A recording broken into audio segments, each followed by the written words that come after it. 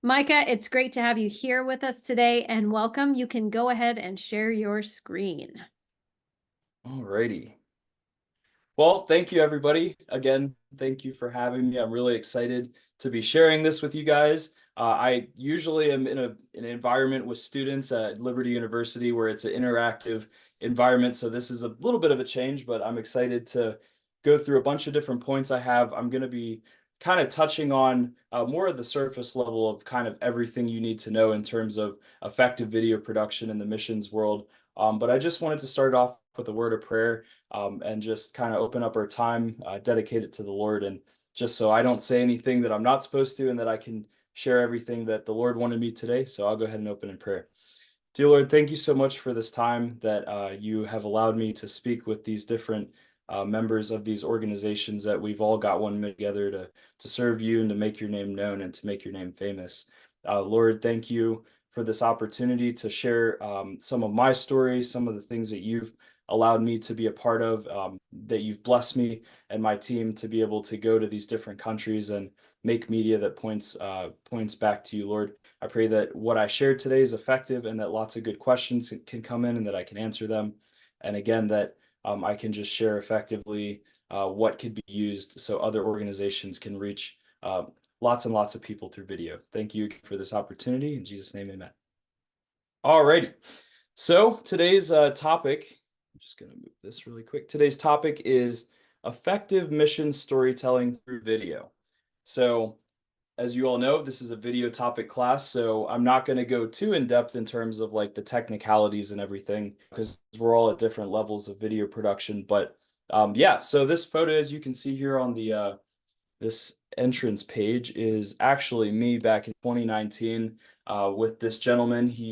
There's a salt spring in Papua New Guinea in which they actually the salt just bubbles up, and anyway they do their salt production. But I was on a trip with Papua New Guinea Tourism doing a virtual reality 360 project back in 2019, and we had to go to all of these different provinces and film.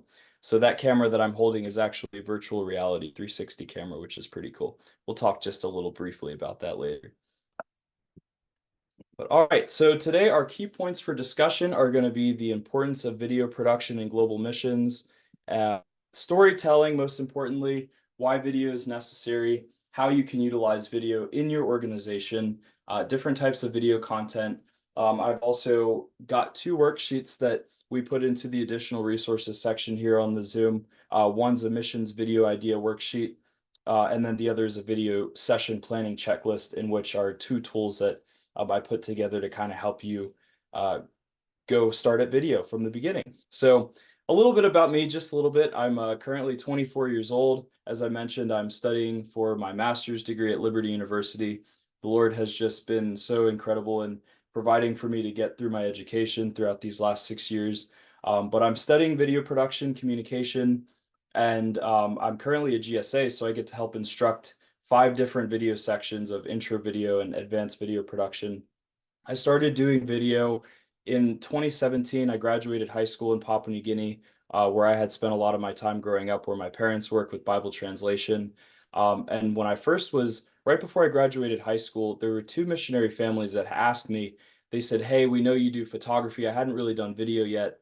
But as I was focused on photography, they said, "Hey, can you make us a PD video that we can send back to our churches and that we can go on furlough and share with these churches to help raise support to kind of tell a little bit about what we're doing?" And so I was like, well, that's pretty interesting. It takes it a step further than just, creating a newsletter on the missionary standpoint. To be able to create these PD videos and send back home, it's just a lot more interactive. And so that was the first couple things I did. And as I'm going through this video, I'm like, wow, these videos about missions specifically are really impactful and they're getting a lot of views, and a lot of people are really interested in knowing or visually seeing what's going on versus rather just hearing about it. So after I did a couple PD videos, I joined YWAM Medical Ships, Townsville, Australia. I was doing my DTS discipleship training school, and their media team actually brought me on to where I could actually go out during our outreaches on the medical ship to these different provinces in PNG and capture video, kind of capturing what was happening and putting together these videos. So as you can see on the right, this picture is me with YWAM back in 2017. after I graduated high school. But from there, I really just found a passion to want to create video. Like I felt that God definitely gifted me with it. I wasn't gifted with math for sure in school, but the creative side of things, the arts, were definitely what I felt God gifted me with. So I remember when I was on outreach at the end of 2017 in the capital city of Papua New Guinea, and we're on this like really bumpy road going into the village, and I was talking with the director of what was called City Mission Papua New Guinea, which helps young men that have gotten into trouble, gone to prison, find new jobs through working at this place. So I was talking with him. I was like, I really want to do video production as like, my career. I really feel like God's calling me into this. And he just stopped me. He said, he's like, bro, you can do anything. God, if you have a talent and God and you're willing to let God use that talent, then why would he not use that talent? And so that kind of stuck with me. I was like, okay, well, if God's gifted me with video and I want to use it to talk about missions and to further the kingdom of Christ, like I don't see why God wouldn't use that. And so I said a prayer, and after that, God's just been continuously providing for me, giving me incredible, cool opportunities. And yeah, so that's just a little bit about my story. So my heart's in video production, my heart's in missions. Lord willing, I'll be going back to Papua New Guinea in 2 weeks to create some more aviation missions videos. So if you all could be praying for that, that would be really cool.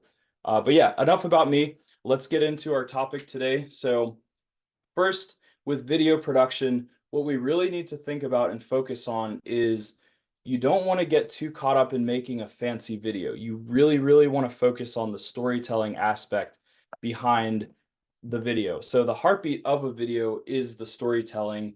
Your storytelling, how you tell whatever it is you're going to talk about on your video. If you don't have a compelling story that the audience member or the viewer can connect to, they're probably not going to sit around long enough to watch it. The story is essentially the way that you can emotionally connect with your viewer, and then you use visuals to tie that together.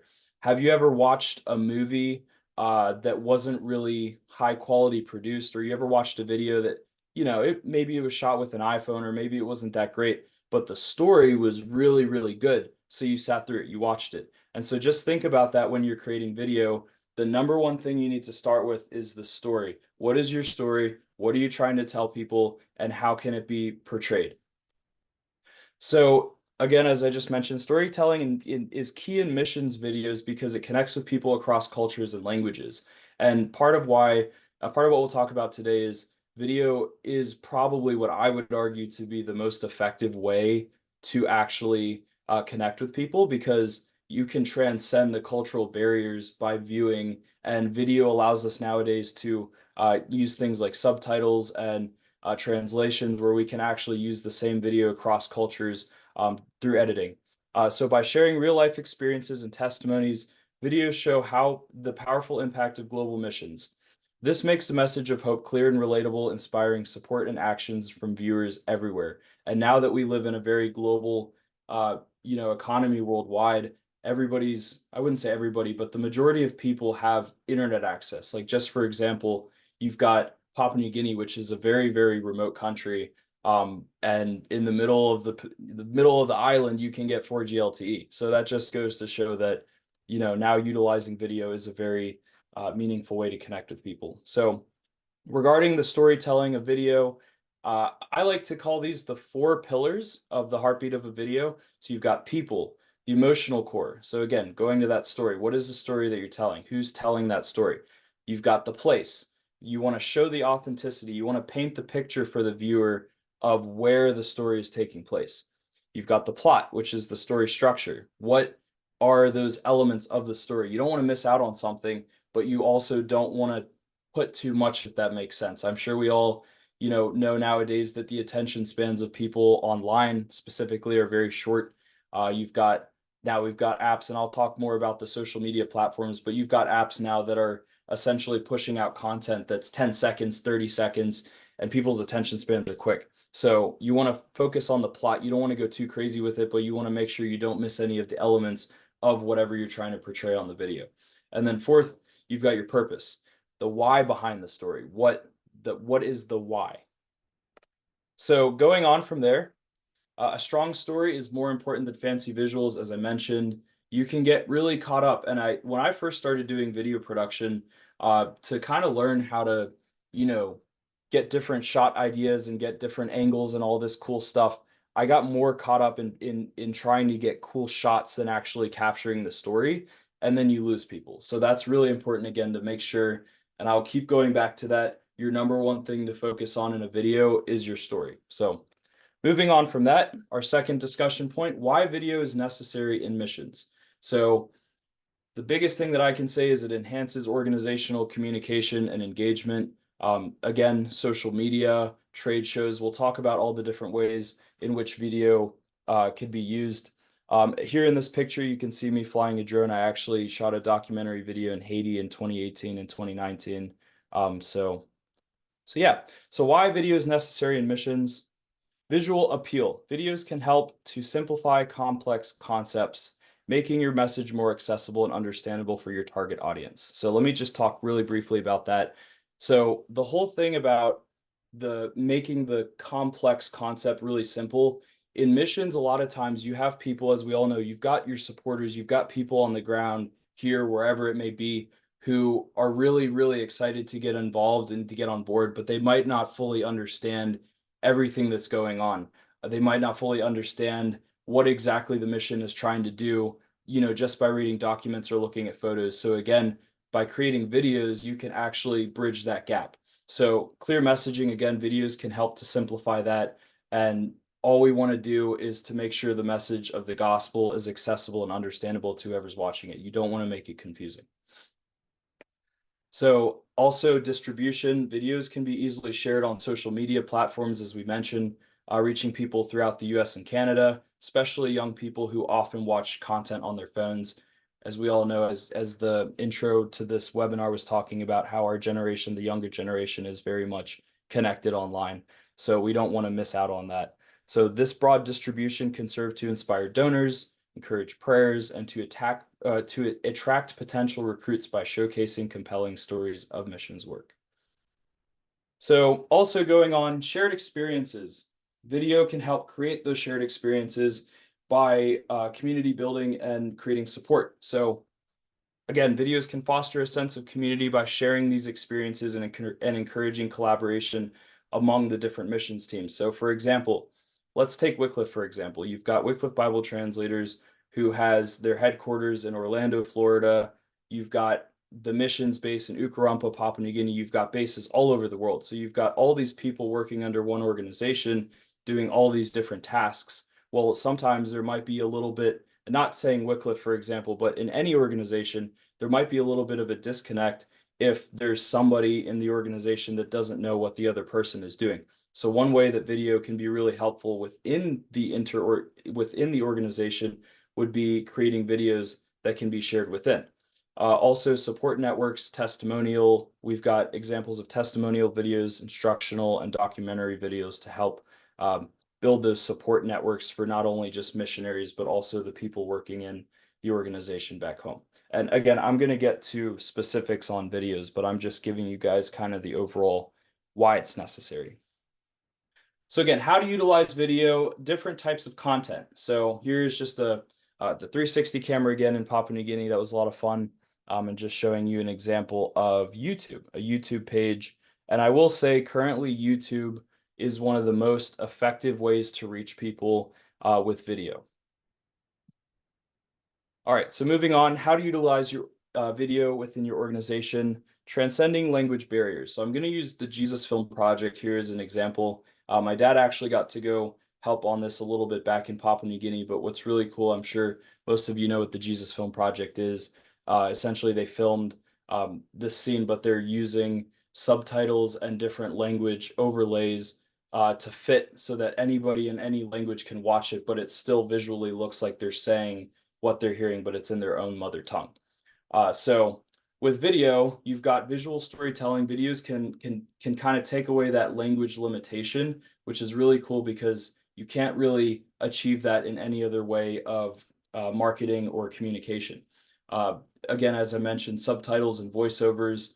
If you film something, you can always go back and put a voiceover over top of it, and now you've opened up your ability to reach that audience even further. or to reach a completely different audience. So cultural Hey, hold on a relevance and second.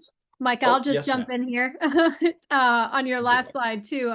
We were talking about that before. Sometimes our organizations, we just focus on people who speak English. So donors or Mhm. potential recruits or people who pray that only speak English. But the cool thing about video is you can reach out to some churches that might use Spanish as their major Yeah. language, or Korean or Chinese, for those of you in Canada, Yeah. French.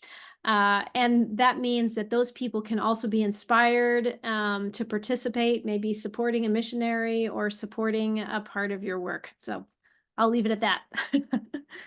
Yeah, and specifically in the Papua New Guinean context, for anyone that's not 100% versed with Papua New Guinea's geography and culture, Papua New Guinea has over 700 languages within a country that's the size of California. So it's very, very diverse, and trying to reach people, trying to reach everybody through a lot of different methods can be difficult, but then realizing that, okay, if everyone's got technology, if we can just travel within these villages and translate them into mother tongues, giving somebody a visual with an audio visual is oftentimes a lot more meaningful. Again, going back to the story, how are you emotionally connecting with that person, and giving them something that they can see and hear is more powerful than something that they can read. So, Hey, Micah, just another question on this. yes. When you have, I assume that you've done some translation on some of the videos that you've done.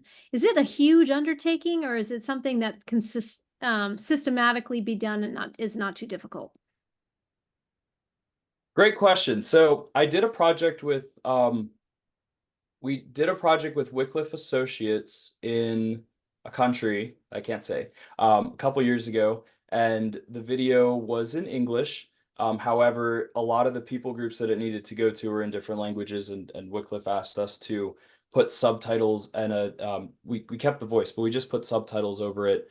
At the time, that project was in 2019, and there were no artificial intelligence applications. There were no plugins or any kind of like settings within the app, within the editing application that allowed you to just generate it. It had to be done physically, and it took quite a bit of time. It took almost 7 to 8 hours per 3-minute video.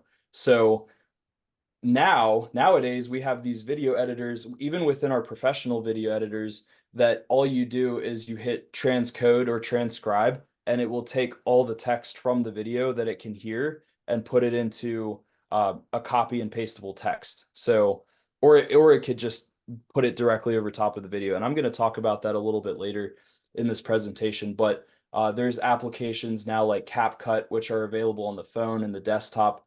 There's Adobe Premiere Pro, which if you're, going on the more professional side of video production for editing, that would be an option. It's about $50 a month subscription.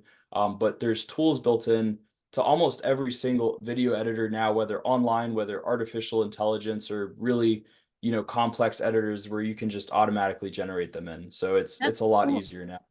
Yeah, Yeah. that's really It's cool. All right, I'll let you keep going. cool. And I'll talk some more about tools that we can use. So cultural relevance and contextualization. This one's really important. So I've filmed in Haiti, Guatemala, um, Australia, Papua New Guinea, all over the place, the Netherlands, Malaysia.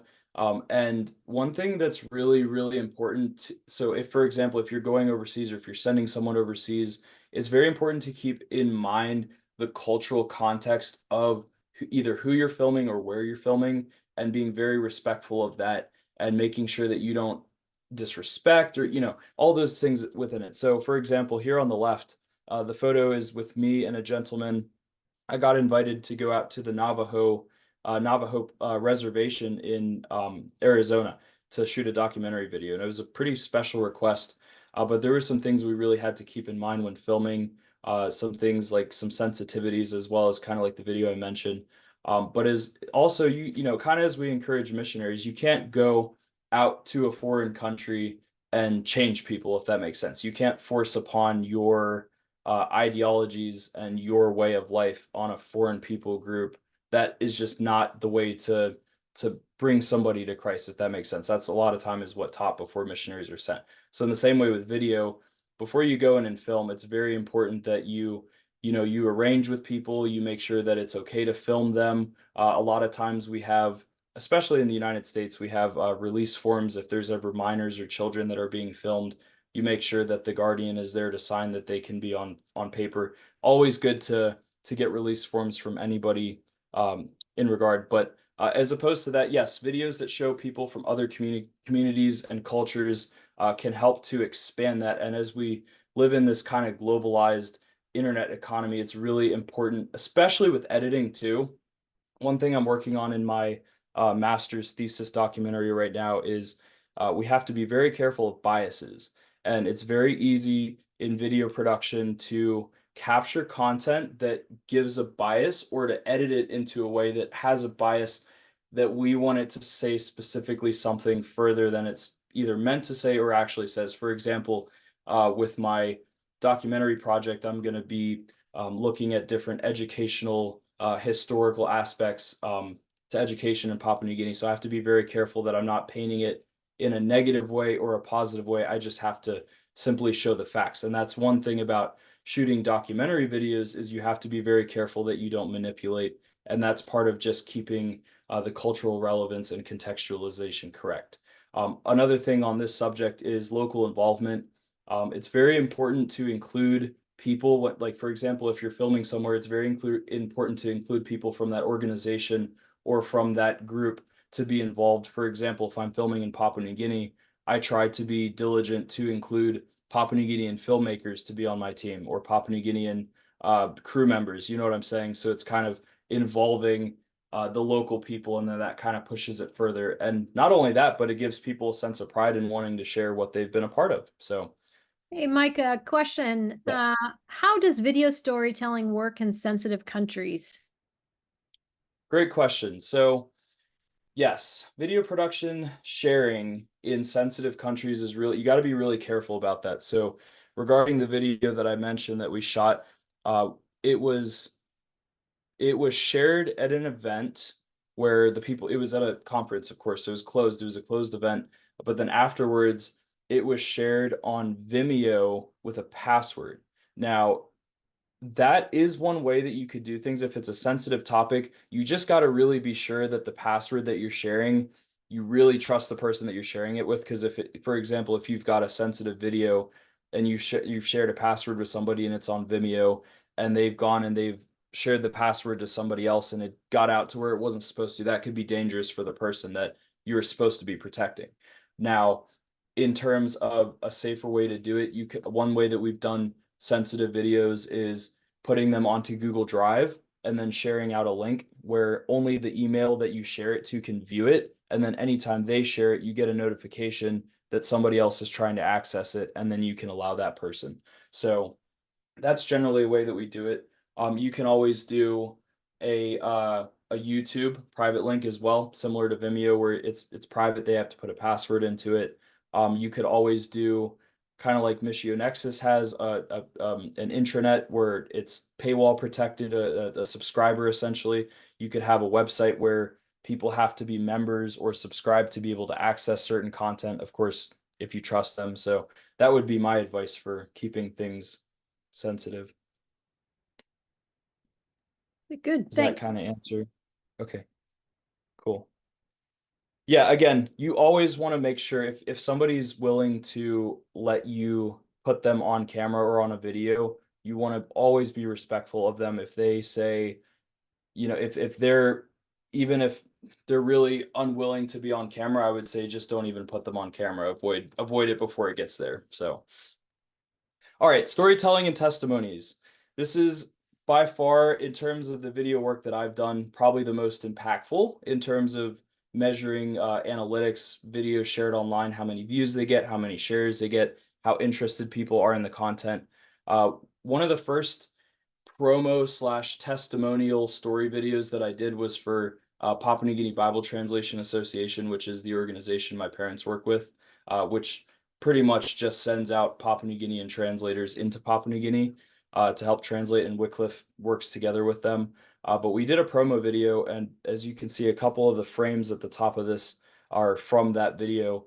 And it's just essentially taking stories of the translators, why they're translators, and how the work that they've done in their own villages has impacted people, and kind of the story behind that. And so with personal stories and testimonies, you're just letting the person talk. You capture their content as visually appealing as you can. And then what we call B-roll. B-roll is the supplemental video that goes over top of the main video, say like the interview shots, that kind of helps tell the story. So for example, if you can see at the top here of this frame, it's not the best, but the lady holding the Bible, she gave an interview, but then I got shots of her reading this Bible in different angles, and it kind of just helps tell the story. You can see her mouthing the words in her mother tongue, and it just kind of gives an extra visual aspect to it. Again, with the narrative power, going back to this foundational pillar of the story. The story-driven videos are what people want to watch. You can make anything fancy, but again, your stories are going to be the videos that are viewed the most.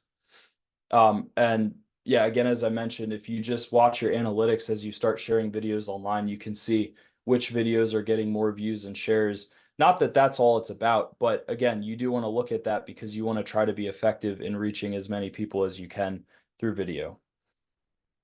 So, and I'll show you guys an example of a testimony video, a story video at the end. But another way that you can use video would be in training local leaders. Videos can be used to train locals. You can provide visual demonstrations. So here, actually, in this picture, JARS recently did a documentary, a 50th anniversary documentary video. I didn't shoot it, but they showed it here at the theater, and so they pretty much had an event and invited everyone. And so that was a cool way to include people within the organization to have a sense of pride of, what the organization has been able to do over the last 50 years. So that's one way. Educational content, you can always do training videos within organization, video tutorials and lessons. Again, that storytelling aspect, sharing lessons from others that have been in previous positions or people that are coming in. Video is always a way that helps. Another way, fundraising and awareness. So you've got campaign videos, awareness building. I'll talk briefly about this project here. So in this picture, this was Breakfast by the Sea, which was an event that YWAM Medical Ships Townsville, which partners with Papua New Guinea and their medical ship program. We held an event in 2018, 2017 when I was there, where we were trying to raise money for a new ship. It was about $3 million that we needed, Australian dollars, to buy this ship. So the marketing team at YWAM Townsville, I have to give them props. They're really, really good. They made a lot of flyers. They made banners. They started putting out these social media ad videos to the community within Townsville, Australia, months and months in advance, just kind of advertising this event. And we used a lot of video to advertise it. We would take videos saying, hey, we want to make sure that everyone knows we're having this event, Breakfast by the Sea, et cetera, et cetera. So we had this event. It was oversold, and we didn't take donations until the end for this medical ship. You can actually see me in front of the left screen there. But we actually put together a promo video throughout the course of like 4 months. It was a very, very involved promo video. It had about 9 people working on the team for 3 months straight, like all day editing. I can share the video with you guys. I did some of the drone shots for it, but we ended up raising about $3.5 million after sharing this video. And I remember when we shared this video, like just watching around, seeing people's reactions. There was people crying. There was people that were just like genuinely breaking down, because people in the Australian community oftentimes don't know sometimes some of the challenges that their neighbors in Papua New Guinea face. And so by showing like these stories of what, some of the medical setbacks, or some of like what YWAM Medical Ships is able to provide these different people in very remote places in Papua New Guinea, just visually showing the stories from Papua New Guinea to Australia was really impactful. And so anyway, long story short, we raised about $500,000 more for the other ship than we needed that day. And I would honestly say that the video had a huge hand in that, because it kind of like just tied everything together that we had been sharing and gave a visual. And to that day, that's the most shared video that YWAM has put out to date. So again, campaign videos, awareness building videos, those are always really important. And it's not okay. It's not bad to ask for money in a video. It's not bad to paint the picture of the project that you're doing, paint the picture of the need that you're facing, and then essentially you always want to end your video with a call to action. You don't want to go through a story and tell a really compelling story or tell a really heart-wrenching story, and then you get to the end of it and it's like, okay, that was a really good story. Now, what do you want me to do about it? You always want to give a call to action. Okay, from this story, we are calling you to support us. We're calling you to pray with us. We're calling you to subscribe to our website. We're calling you to whatever it may be. You don't want to miss that aspect of the story at the very end, because you've essentially lost everything that you've been leading up. So with documentation and reporting, I think a lot of us have watched a lot of, we just call documentary videos. Traditionally, they would be anything that's longer than 30 minutes, but now documentary videos are short, pretty much just telling the story of what's going on within your organization. It could be field projects, it could be reports from people that have been working on a specific, whatever it may be, project. Again, they're more engaging and interesting than newsletters. They often take a little bit more work to put into it. But again, if you're focusing on that story over producing something, you'll often be able to get something really good. Also with transparency, one thing that I've really learned, not just creating content, but also looking at other people's content online, is that people can tell when you're being transparent, and people like that. People really like transparency. And so it's important to use video to be transparent, to update people, to let them know, okay, maybe what went good, what didn't go so good, or what's going on in the organization, whatever it may be. You provide that transparency to people, I guarantee you that you will build a higher morale of trust, either within your organization or for people looking in. And we'll talk more about documentaries. So you've got in-person events and you've got digital platforms. Those are the two main ways to share content with people. So again, as we talked about, events, trade show, recruitment events. Here pictured is a picture of a fake simulator with some digital LED screens that JARS takes around to some of their trade shows. They go to Oshkosh, some other areas. And so with the videos that we created for them, we did a recruitment video for pilots, which I'll share with you guys after this presentation. We did a recruitment video for mechanics and one for admin, and then we just made a quick 30-second bumper promo video that they could put on repeat at these events. But asking them the feedback, okay, how are these videos performing at these events? They take them to schools to show students, and for them, they always say, okay, having these videos that we can just put up for 3 or 4 minutes, that's our messaging. We don't have to sit up there and talk for 10, 15 minutes. We can put up a video, and that's way more compelling than just, sitting there and talking to someone and trying to paint the picture for them. So again, you've got in-person shows. I'll talk a little bit about virtual reality at the end of this presentation, but with trade shows, one thing that I'm trying to encourage people to start looking into as technology is evolving, as virtual reality is getting more advanced. At these events, I say trade show, I'm more so meaning missions events or events where you have recruitment. You've got students coming in that are looking at your table, or you've got whatever it may be. Picture you've got 3 virtual reality goggles, and people can come and put those on and immerse themselves in the missions environment. For example, the Philippines. Send a $200 360 virtual reality camera to one of your missionaries in Philippines. Have them put it on a tripod and record a bunch of stuff for a month.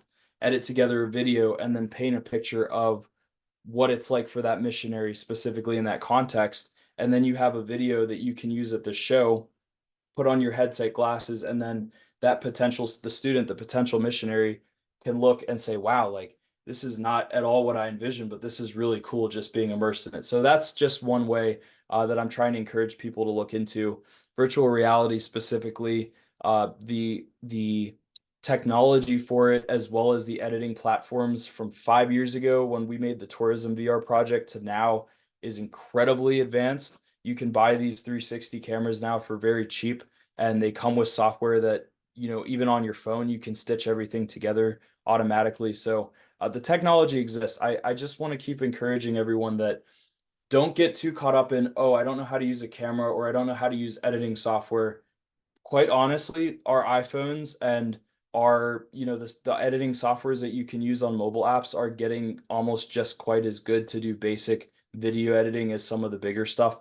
So don't scare yourself out of it yet. So, but also you've got digital platforms. So you've got social media and you've got online groups.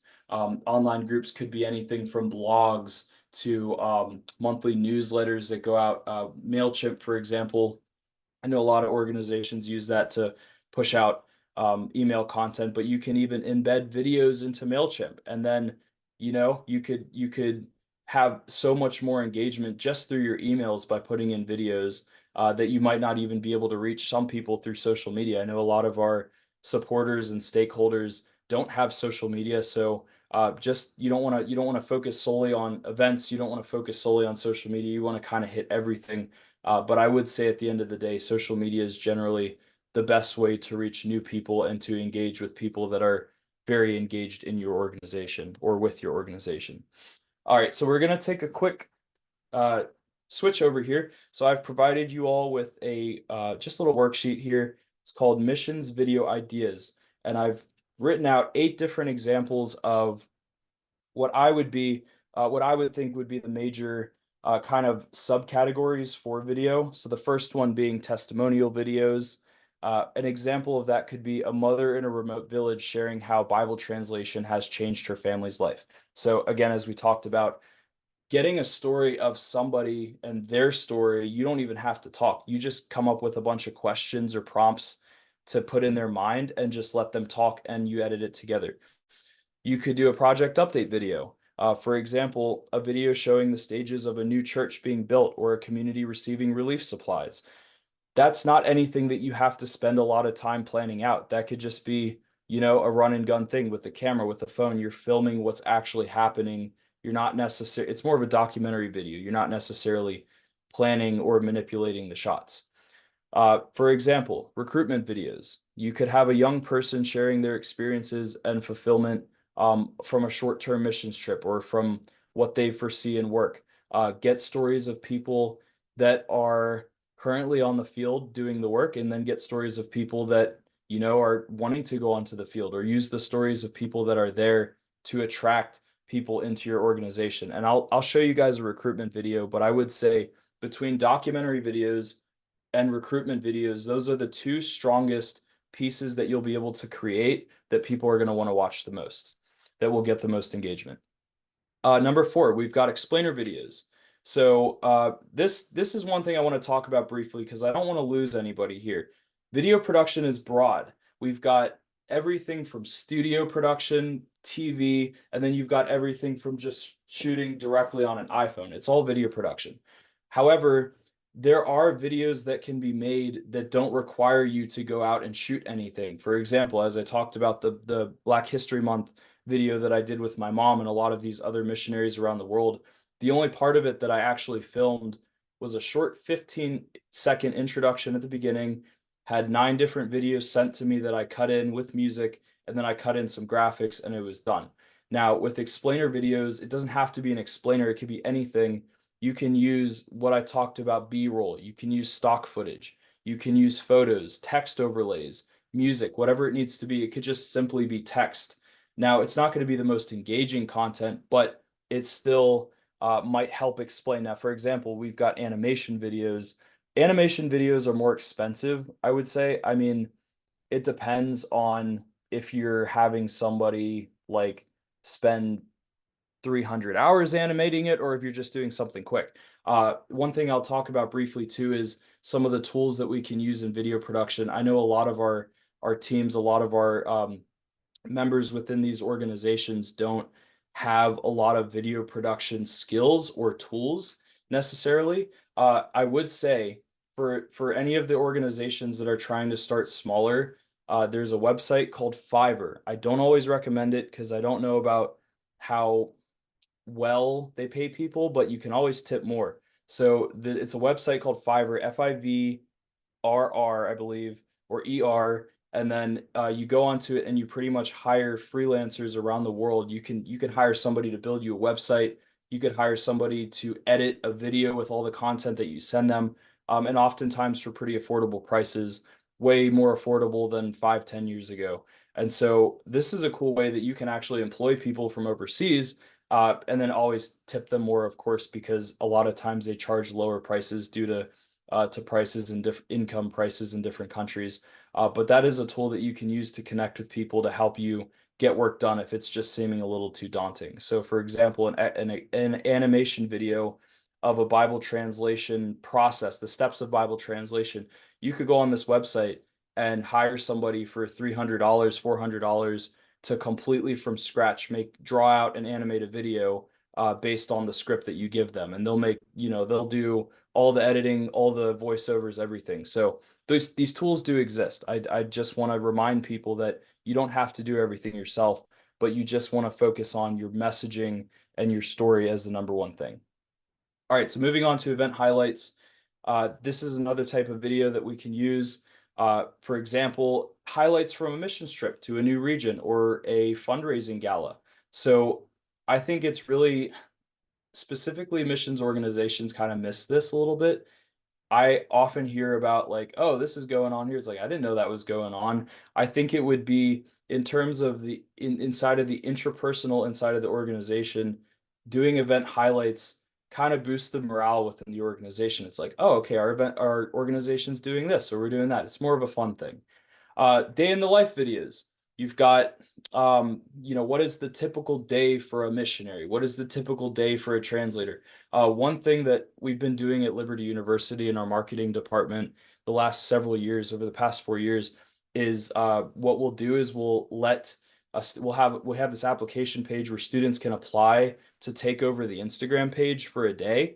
And so they have to apply. We have to look through their social media accounts, of course, and then we have to do an interview with them. And what they do is they record their day in these short reel content forms, and then we'll post them to where it looks like they're doing it live throughout the day. But essentially, it's just a fun way where we include our students to get to go onto social media and share their stories about what they enjoy at college and what they're doing. And from a student perspective, it's like, oh, okay, like Bob or Joe, whatever is doing this at Liberty. Like, I didn't know we had a bowling alley 2 stories beneath the student building or whatever, you know what I'm saying? So it's like, you're just allowing people to connect. It's a fun thing. So from a missions perspective, day in the life videos, you could always ask your field people, your translators, your volunteers, whatever, to kind of do their own fun videos. A lot of times people will be really honored to be featured in a video. So that's one thing to keep in mind. So you've got vision and mission statements. This is super important for organizations to really, I think every organization should have a video that outlines either the vision statement or the mission statement, because that can get lost sometimes. With so many different organizations, you've got church planning, you've got Bible translation, you've got humanitarian aid work, and all of those things are super important. But if you don't have a clear mission statement that someone can refer to, people aren't oftentimes going to go looking for it. Just being honest. So you want to have that there. You want to make sure that's something they can access, and what better way to do that than with a video? And then finally, thank you videos. These are super important. One thing that I'll say that I've seen effectively done with thank you videos would be specifically pastors and churches. I visited a few churches throughout my life where they've asked you to like fill out a form, like a welcome form. And then I'll actually have the pastor either text me the next day or email me the next day with a custom video of him like standing in front of the screen saying, "Hi, Micah, we're so glad you visited our church." Now, again, this is a church application, not necessarily missions, but keep in mind, like, what is something that you can do to specifically thank or to specifically acknowledge a supporter or somebody who's contributed? All it takes is 30 seconds of your day. It doesn't have to be professional, nor should it be professional. But every time I've seen something where somebody took the time to acknowledge somebody through a video, that's so much more meaningful than a text message, than an email. Put the video in an email, they're gonna be like, whoa, like they took the time to actually say my name and make a video. Hey, Micah, we've So got about 13 yes. minutes. Okay, We sounds want to get good. to our Q&A. So that is missions video ideas. So I'm gonna fly through this really quick. Online platforms, I think we all are pretty well versed with social media. The most popular social network is Facebook. As you can see, as of 2024 this year, January of this year, 3.96 billion people are on it. That's a lot. Now, mind you, just really quick, the one thing to keep in mind is that the Reels, which is the vertical form content, vertical short form content on Facebook, gets 140 billion plays daily. So you don't want to miss out on that. There's a lot of people on social media, specifically Facebook, and I found Facebook to be a lot of my generation doesn't like Facebook, which is weird. I don't really know why. It's a fun place to be. You got marketplace, you got videos. But I will say that there are a lot of people coming into Facebook again because they're pushing their reels so much, and a lot of people do watch them. YouTube, second most popular. You don't want to miss this either. They have a lot of people on YouTube, as you all know. You've got Instagram. Instagram has more than 1 billion users, which is quite a bit. I would say one thing to keep in mind when posting content online is if, for example, you've got a YouTube page, a Facebook page, and whatever, don't post the same exact content to all the platforms. Try to change it up a bit. Maybe post a video here to Instagram or a photo to Instagram, post a video to Facebook, post a different video to YouTube. Don't post the exact same thing to every platform, or then you're going to lose people that are followed to all your different platforms. You kind of want to spice it up a bit. TikTok, I'm not a fan of TikTok, but it is a way to reach people. There's a lot of users on it. There's also TikTok is the easiest way to go viral. So just keep that in mind. If you're sharing update videos, whatever, that could be a great place to meet with people. I already talked about technology, but as we are moving forward in society, technology is getting cheaper. 360 cameras are cheap. Drones are getting cheap now. They have obstacle avoidance, so you can't really even crash them. Cameras are getting cheap. Artificial intelligence, it's all there. I just really quickly want to do a brief demonstration of ChatGPT. Now, please, before I lose everybody, I'm not promoting artificial intelligence necessarily, because as a instructor at Liberty University, I have to be, we have to be very careful about artificial intelligence. But I do want to show you guys one thing that I use ChatGPT for in the video production world, that is just a good way to work smarter, not harder, is what I like to call it. You always want to work smarter, not harder. So ChatGPT is a great place to help you write script ideas, to help you come up with video ideas. So just want to show you an example, a prompt that I've given it. By the way, ChatGPT is free. I said, "Hi, Chat. I'm wanting to create a mini documentary about the Bible translation work that is being done in PNG, but I specifically want to film missionary bush pilots and tell some of their stories. Could you give me some ideas and maybe even a script outline for a narration?"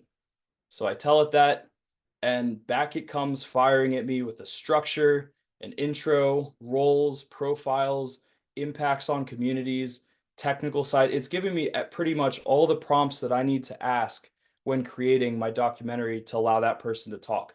Or now it's giving me a script that I could literally just give to somebody to create a narration, and it's done.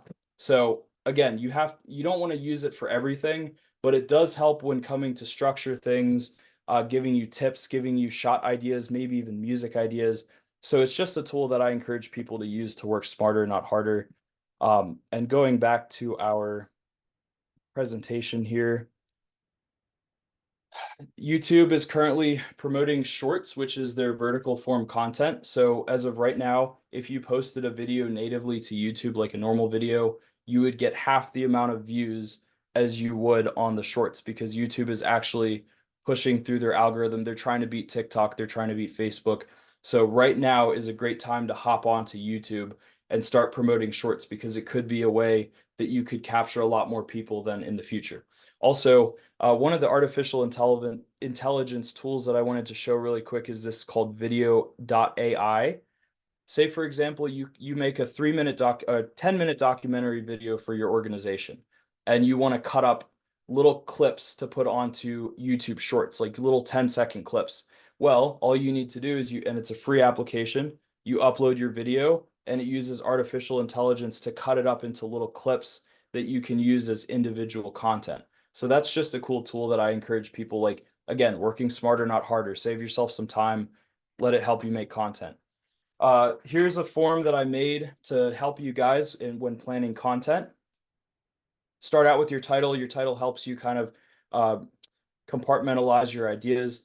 Write down your description, write down the length of what you want your video to be, write down where you plan to film it. Do you need access or approval before you film?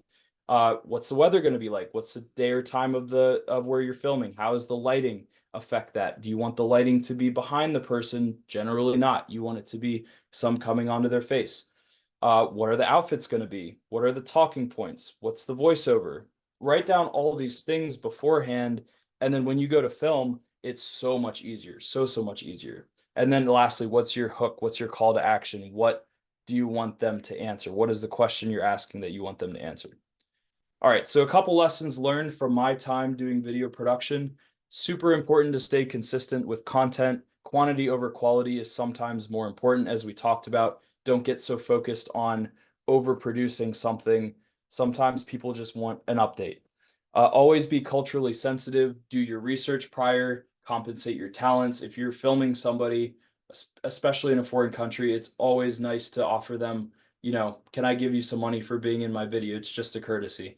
And lastly, be okay and comfortable. Nothing, especially in the missions context, filming videos, producing content, nothing's probably going to happen the way that you planned it. It's just the nature of life, I feel like, in general, unless you've got huge $1 million budgets where you can work in studios. So be okay with being uncomfortable. It's part of the fun. So, all right. Thank you, everybody. I'll open the floor for questions. Thank you, Micah. That's a excellent overview. We do have a question here from Richard. He's asking, you mentioned a $200 360-degree camera. He's wanting to know if at some point you can post a list of items like that you're referring to, and do you have any suggestions on where to find good quality, affordable equipment? Great question. So based on the time that we have today, I would have loved to go through a whole list of all the gear that I recommend. But to answer your question, yes, I will create a comprehensive list. I've actually got two. I've got a basic kit and a pro kit that I recommend to people. The basic kit's like a GoPro, a run and gun camera with a connection, Bluetooth mic, and then a little light panel. And then the pro kit is, of course, like a professional gimbal, like some more cameras, tripods, etc. So yes, I'll be providing a very comprehensive list of what you could use cheap and what you could use more expensive. But in terms of the cheap video 360 video cameras, there's a company called Insta360, which is the company that is actually the camera that you can see me holding right there. That was 5 years ago, but the newer ones you can get in the $200 range. Also, camera gear does not hold its value very well at all. It depreciates pretty quick because of how fast technology evolves. I always encourage buying used equipment.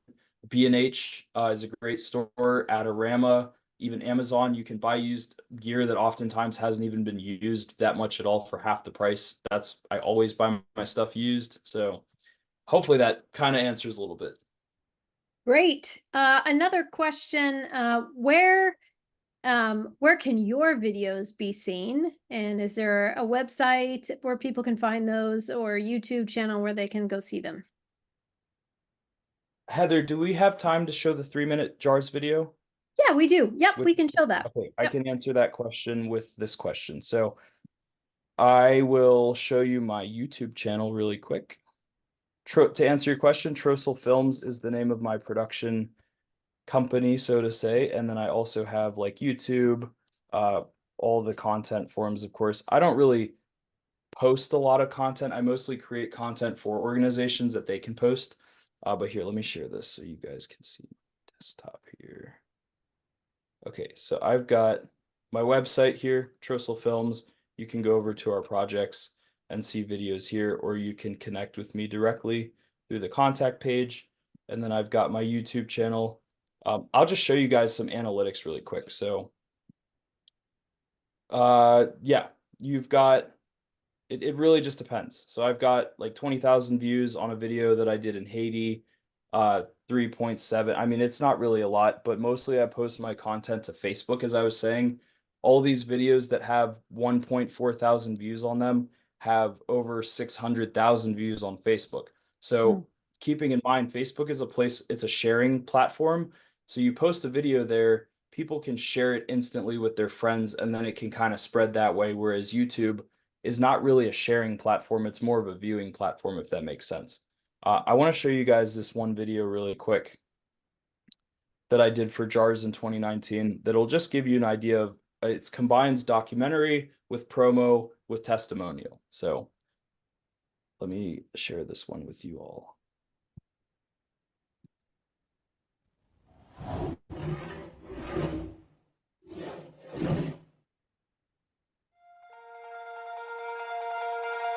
Hi, my name is Jason Brewer, and I'm a fixed-wing pilot here in Papua New Guinea. Well, flying in PNG is a truly unique experience of my life. I spent a lot of years in aviation since I was 16 years old. I've been flying aircraft, and most of that time was in the US, and been serving as a pilot here in Papua New Guinea since 2013. As far as getting to the field, it's a lot of work and training for pilots. They provide us with fantastic pre-field training and orientation to prepare us for the environments, and it's not something that I could have ever prepared myself for or imagined. One of the most rewarding aspects of a pilot job here is often it's a lot of work, and you don't necessarily see a lot of what your work creates on a daily basis, but being able to attend a Bible dedication as a pilot, flying an aircraft to it, is probably one of the highlights, I would say, of my work here. It gives you a chance to see the end result of all the flights that you make day in and day out. You see the finished product of when you realize that that language group of people is no longer Bibleless. That's very rewarding, and it helps give you that strength to keep going on, knowing that what you do really does make a difference, even if you don't see it every day. And it's an adventure, too. And when the Lord told us to come to PNG, we'd never been here. We'd never seen it, but we said we'd go. And it's definitely been an adventure these last 6.5, almost 7 years. And I don't see that changing anytime soon. And it's certainly not a boring life. There's never a day that's the same as the day before, and you just never know what you're going to encounter when you're flying in and out of small, steep mountain airstrips in a place like Papua New Guinea. And one of the big reasons that I chose to serve with JARS is Bible translation. It troubled me that not everyone had access to the Bible like I do. And that's the reason we chose to serve with JARS, and that focus on what we do, the end result of what we do is Bible translation. Even though every flight we do every day is not directly Bible translation related, it is always indirectly related. And just the beauty of this country is stunning. It's not like any other place I've ever been. And when you get to fly over that every day, when the weather's nice, you can appreciate the creation that God has made here and just how rugged the terrain is and how remote some places are that people actually live. And it really brings home the need for air transportation, how important it is as a part of the Bible translation process. So if you're considering serving the Lord in a foreign country, using your technical skills as a pilot or a maintenance specialist, I would encourage you to truly seek the Lord, and if He tells you to go, just go. Don't be afraid about the details. Don't worry about little things like where will we live or what will we drive or how will we educate our children. Those are all important details, but God works those out if you're following where He's told you to go. If the Lord is directing you and you know in your heart He is, don't be afraid. Be courageous and take Him at His word and follow Him into the great adventure.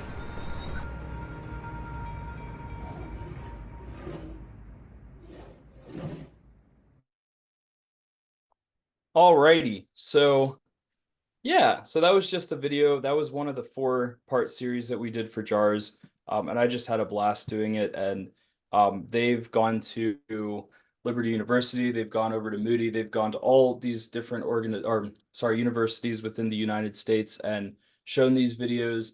Actually, one of my close buddies from Liberty University saw the recruitment video at the aviation program while he was studying, and now he's actually working at JARS as an intern in their aviation program. So they do work. The videos do work, and I would say it is very effective to do recruitment videos with sharing a story of why people need to join. So We have a bunch of questions here. Let me try to get to as many of them as I can with our time remaining. From Corey, he's asking, what do you think are the best ways to grow in technical video skills besides actually being on the field and taking videos? Do you recommend any online classes or in-person classes? Great question. Yes. So without doing video, okay. One of the ways that I really learned, I got thrown into the fire at YWAM. I knew how to film, like I knew the photography, kind of like, oh, this looks good and the lighting, whatever. But I didn't know how to edit. I didn't know how to use Premiere, whatever. So I actually worked with their team in person and I had them physically like, hey, I don't know how to do this. Can you help me? So that was a little different. But I would say I only was there for 4 or 5 months with the team getting help, and then from there, I had to go to YouTube to learn everything. So I would say I would truly avoid getting into any paid sort of courses because you'll find hundreds of thousands of paid courses, but that same content could be found on YouTube. What I'll do, if this is helpful, I'll go through and I'll create a list of, and I've done this with previous courses that I've taught before, but I've got a list of videos from creators that I've watched that really helped me. And then it's kind of like the basics of exposure, the basics of shooting, the basics of lighting, et cetera, et cetera. And I'll send those through as a document that everyone can view. Excellent. Do you recommend online editing platforms like Ecamm or any others? Yes. So there is an online editing platform. Oh, gosh, I'm drawing a blank on the name. Um, okay, there's CapCut, which is good. They used to be a part of TikTok. They're separate now. Um, Let me get back. I'm totally blanking on the name. There's an online one. I don't really like it that much. I would say Premiere Pro is good. It's just expensive. The only thing, like, you have to pay a subscription for it. You can no longer buy it as a single product. Um, if you're willing to go advanced, here's the payoff. You either end up paying a lot of money per month in a subscription for a easier product, or you get a free product that's super complex that you actually have to learn. For example, DaVinci is a Australian company owned by Blackmagic. They're both weird names. But they make cinema cameras and they make the most like professional editing platform that exists, which is called DaVinci Resolve. DaVinci Resolve is used in Hollywood to make movies all day. We use it at Liberty to do professional production stuff. It's by far the best editor. It's free, but it's super complicated. It probably would take you at least 6 months of watching at least 30 minutes of YouTube a day to thoroughly become a professional edit. Again, you're going to be paying a lot more money for this stuff that's going to be easier than to actually just learn it. So hopefully that helps. I use Premiere. Our team uses Premiere Pro for the more simple stuff, and then we use DaVinci Resolve to do all of our color grading and everything. So, but there are, if yes, and I will send a list as well of artificial intelligence websites that you can just go to and edit super quick. But a lot of those are like at least $15 to $30 a month. Hey, Micah, have you ever secured like project funding of any kind for any of your projects? Do you know of places where you can get funding to do some field documentaries? Yes, actually. There's a I've not worked a ton with this group. They're really cool. There's a website called ngostock.com, which you can actually sell your, okay, I need to find the new one. But there are websites. What I've done in the past is I've actually just reached out to the organization directly and said, hey, I do my research. I'm like, you've got a gap here. The gap is recruitment videos. I think that you should hire our team to go shoot your recruitment videos. And then I give a whole list of, whatever we want to do, essentially like that. And you offer it as a proposal to the organization, whoever you want to work with, and say, this is the project I'd like to do. These are the costs that it's going to take to do. And, everyone has to eat at the end of the day. Projects cost money. Some projects cost a lot of money. Flights, hotels, transportation, camera equipment, paying talents, like it really can get expensive. So just kind of like creating an itemized list of everything you think you'll run into, everything that you need, and then of course creating a really good proposal and then submitting that. That's always how I've been. There are grants. I don't know a lot about grants in terms of like there's film festivals that you can submit stuff to and get paid for. I would just say just find your story, outline your story. You could even use GoFundMe. A lot of our students who are working on their master's projects, their master's thesis documentary projects, will make GoFundMes and request anywhere between $5,000 to $10,000 to work on their project. And every time, usually they'll get that money completely paid for as if they outline what they're doing, why they need it. And so you can always use crowdfunding platforms. There's no shame in what I did to raise money before going to YWAM Medical Ships for my discipleship training school. Was I created a MailChimp account, and I made a really long email. I reached out to all the people that I had their emails that either supported my family or that I knew personally. I put their emails into the MailChimp, and then I blasted it out to everyone. And I was just like, hey, I'm going to YWAM. By no means do you feel obligated to donate to me, but I just want you to know that that's what I'm doing. I'm leaving Papua New Guinea. I'm moving on through school. And all the money came in through donations. The people were sending stuff, and it was just really cool. So MailChimp's a great way to connect with people either on an interpersonal or organizational level. But I mean, the sky's the limit in terms of finding funding. It can be difficult, but just go on to canva.com and search project proposal, and it'll give you a bunch of these templates, and then you can just use the template, put it in, and it's easy. So That's great. How about your experience acquiring visas to go to some of the different places that you go? That's a funny timing question. Yeah, it is, isn't it, for you? You've been working on your Papua New Guinea visa. How do Yes. you usually enter the country? Do you ever use media or missionary? Have you run into problems, or how do you handle that? Great question.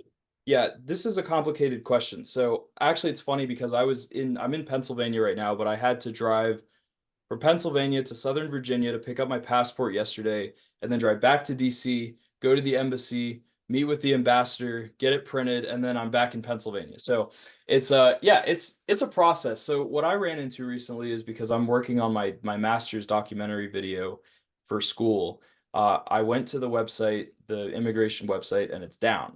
So I called the embassy and I was like, hey, like I need to leave on June 15th. Like that's soon. That's not enough time to wait for the online processing and everything. They said usually for specifically Papua New Guinea, it's 10 to 14 days, which is really not bad, but it's, if you're trying to go now, like you're trying to go now.